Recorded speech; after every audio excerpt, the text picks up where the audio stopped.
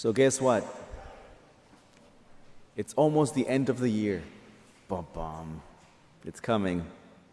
And pretty soon, all of us are going to start wrapping things up. Wrapping things up. I already started seeing online some countdowns begin to happen as people start looking back at the year, everything that happened. Top songs, top movies. I was reading an article on top headlines of the year so far. Headlines. Those things that make it to the big news, those things that are deemed so significant, so important, those events that cannot just be contained at a local level, but a national or even yet a worldwide level, so that everyone can know about it. So I was reading this article, and some of the things that I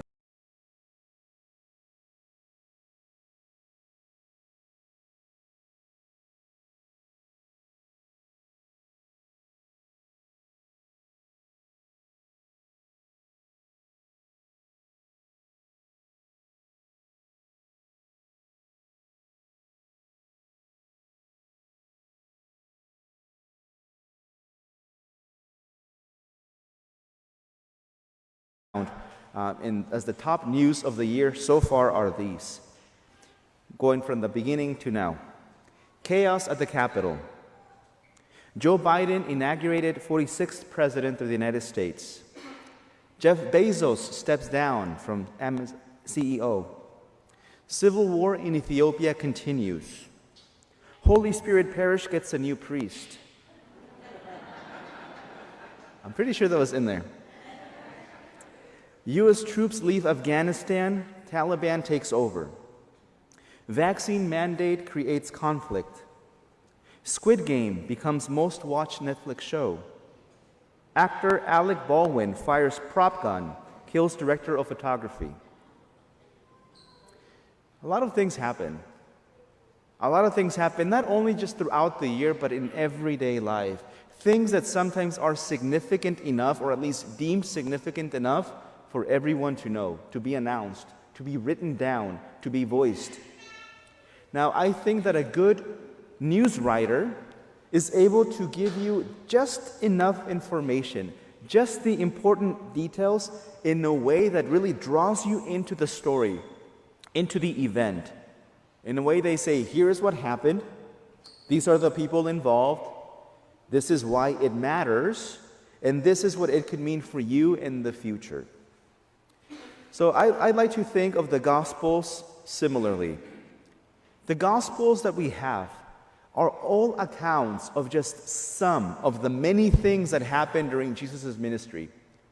But they are the events that were deemed so important that could not be overlooked, that they had to be written down after a few decades of just orally being passed down, so that all of us might get to know what it was that happened, why it's important, and how it affects us in the future.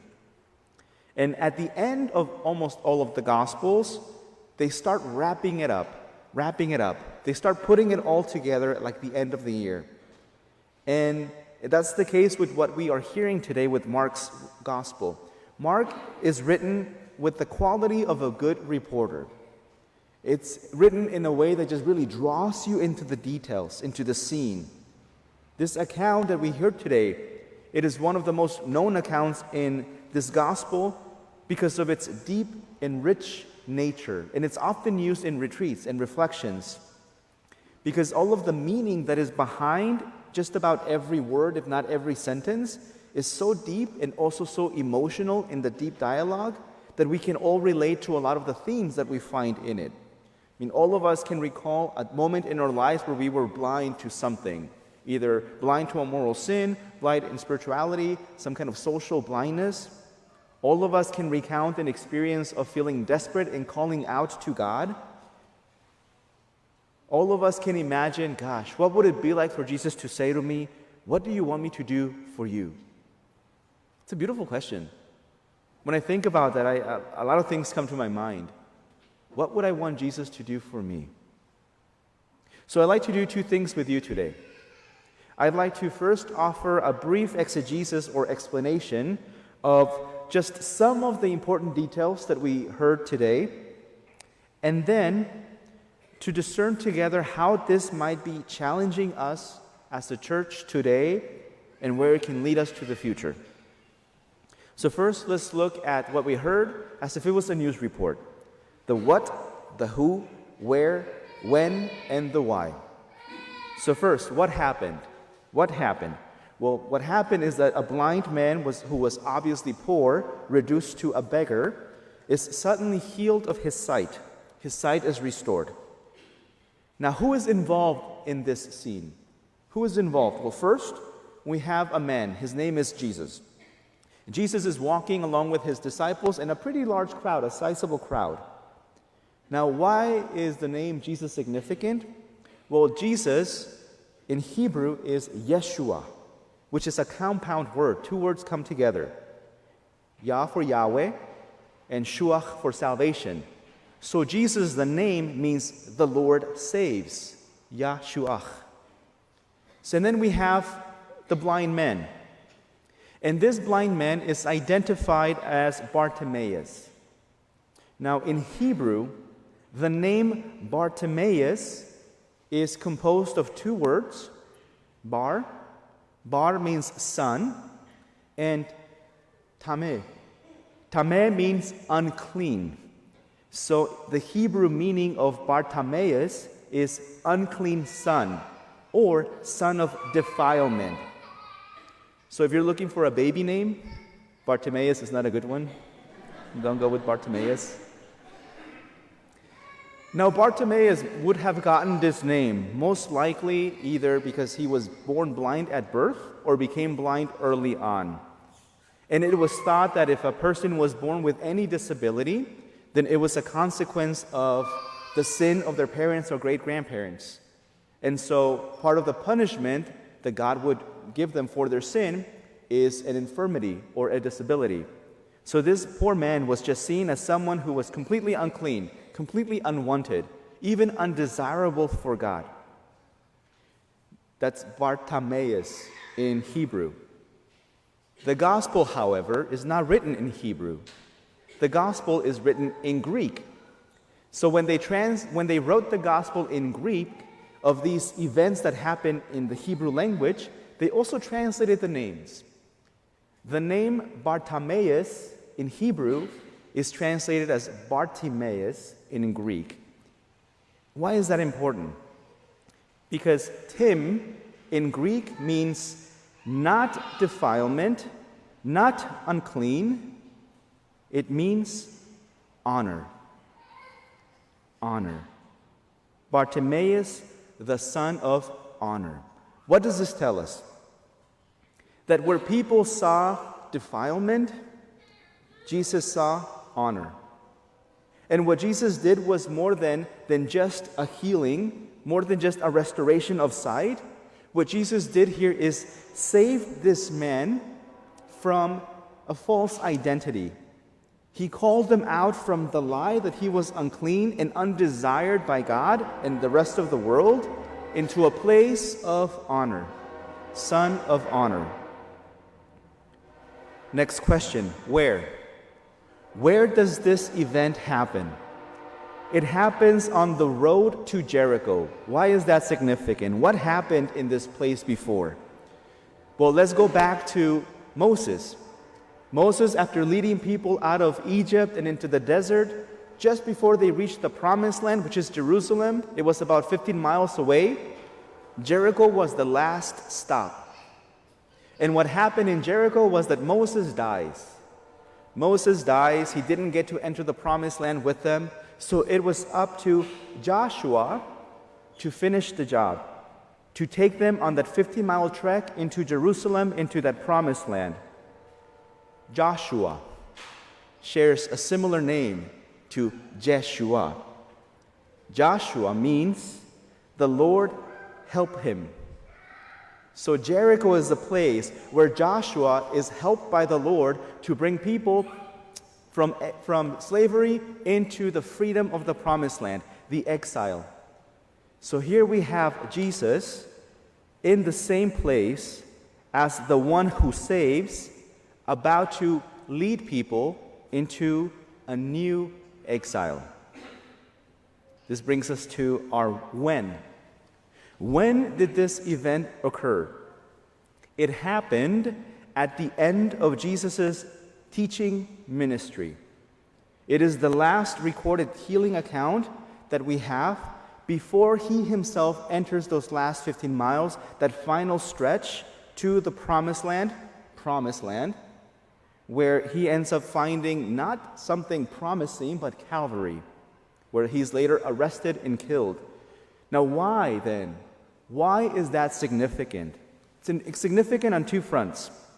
First, like an end of the year report, it's wrapping up what we have been hearing Sunday after Sunday this past few months.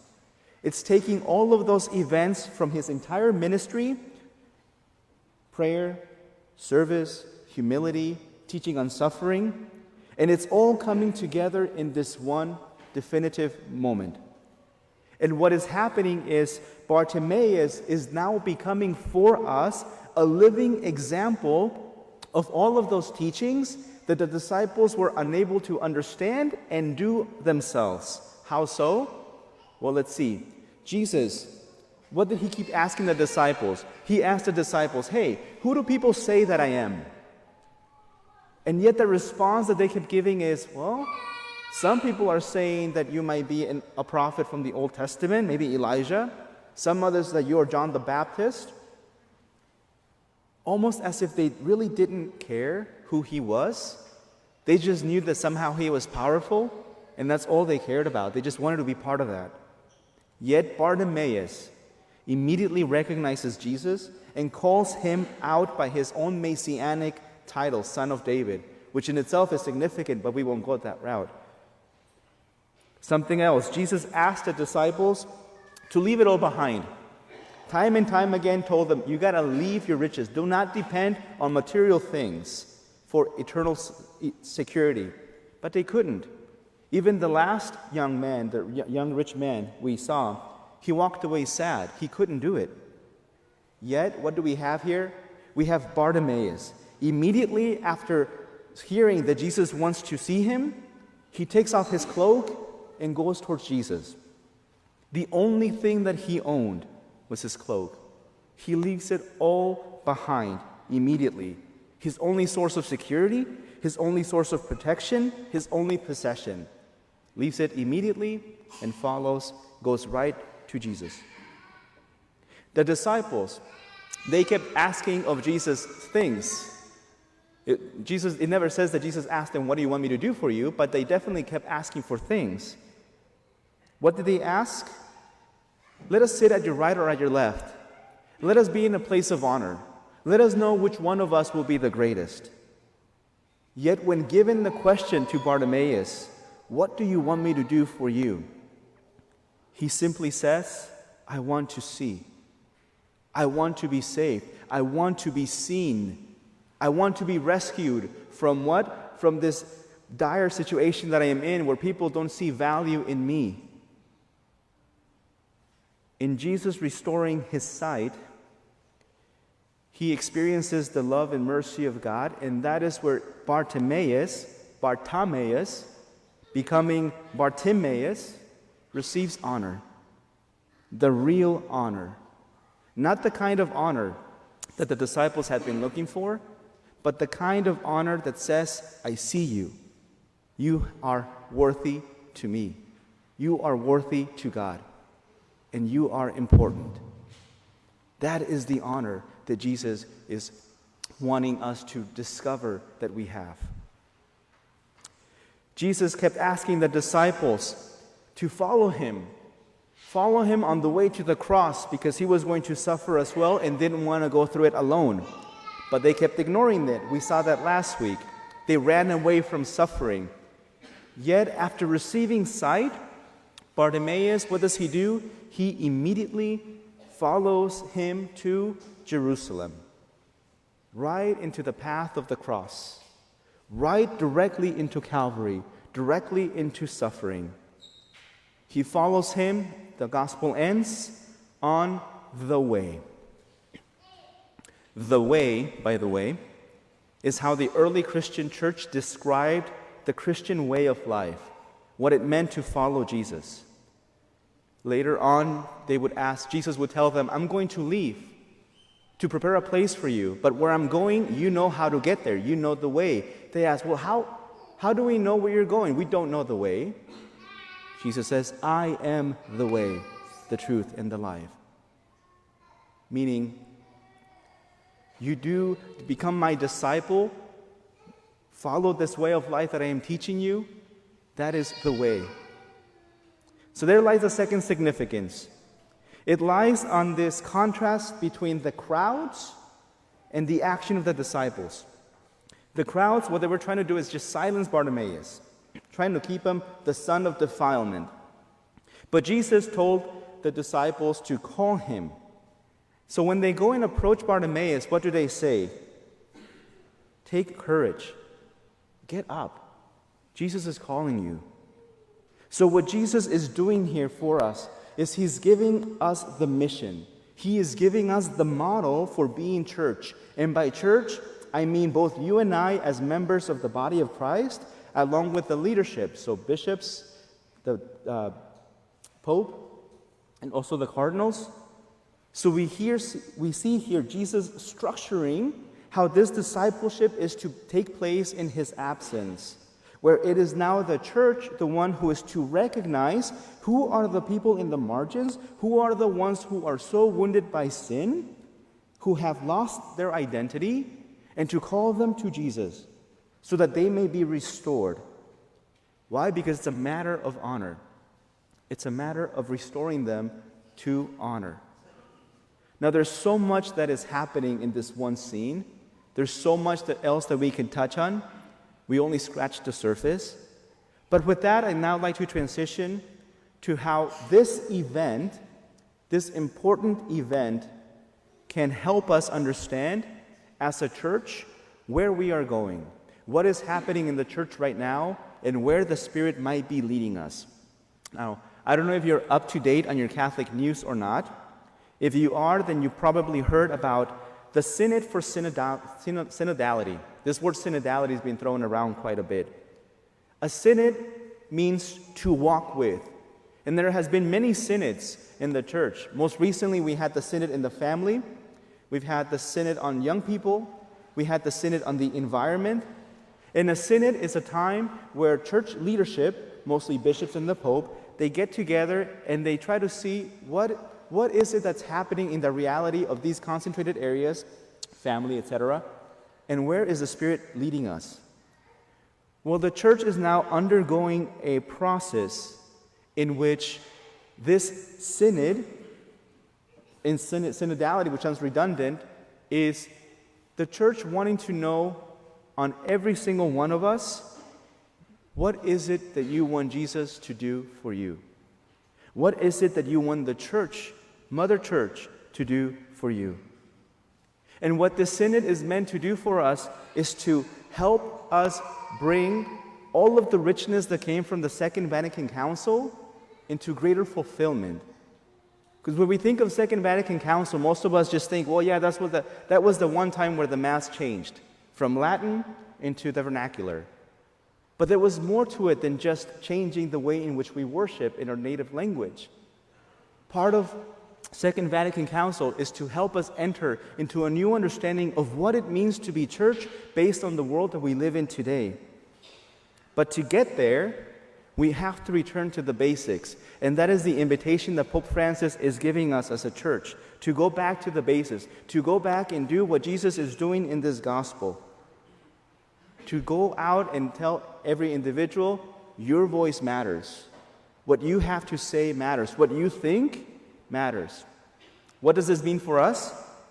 That in the next 2 years, the whole church, every parish in the world, will be undergoing this synod, this process of synodality. What will that look like? That means that every parish will have a representative, or 2 or 3. I think we might have 3.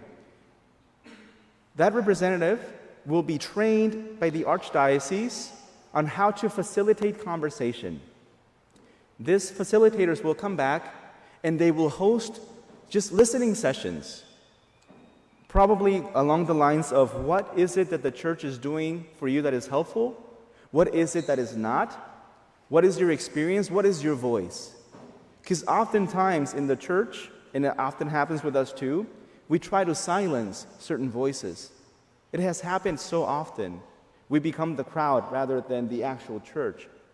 So Pope Francis is seeing the need to be able to open up a space so that the future of the church is not just dependent on the voices of the bishops and their own observations, but that we might really be open to hearing all of the voices. Because what? Your voice matters. Because what you experience and what you have to say matters. So many people are leaving the church today because they feel like they don't belong. Because they feel like what they have to say is not taken into account.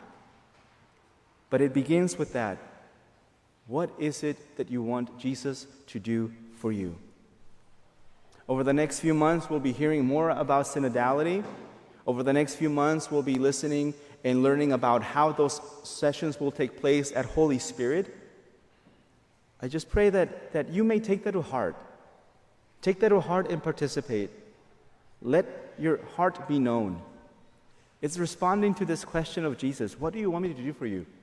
What do you want me to do for you? And that's everyone's voice, from our kids to our youth, young adults, everyone. Everyone. All of the feedback will be compiled into a document, and that document will be used to then see where is it that the Spirit is leading us. Where are we failing as a church, and where do we need to go from here? It's part of the mission of the Second Vatican Council. And think about it. I'm convinced that 100, 200, 1,000 years from now, this will be one of those important events of the church that really took it to a new direction. A new direction. So I just ask that as we learn more about this process, just take it to heart and start thinking now about that question for you. What do you need from Jesus? What do you need from Mother Church? What do you need God to do for you?